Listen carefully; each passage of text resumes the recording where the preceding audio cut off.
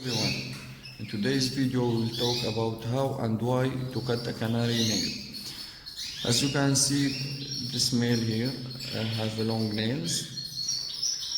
So the first thing is to grab him in a good way and grab his leg like this, so he won't be able to move his leg while cutting. I'm using nail scissors. Try to focus here. Okay. As you can see, we have a blood in the first of the nail. As you can see here. So we need to avoid that. We don't need to cut like this. That would be wrong and the bird will bleed. We need to cut like this from here. That's it. First one.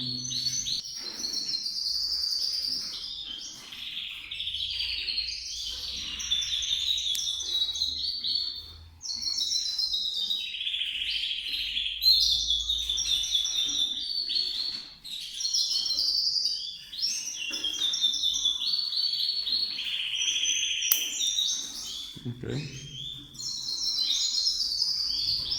Now the other leg.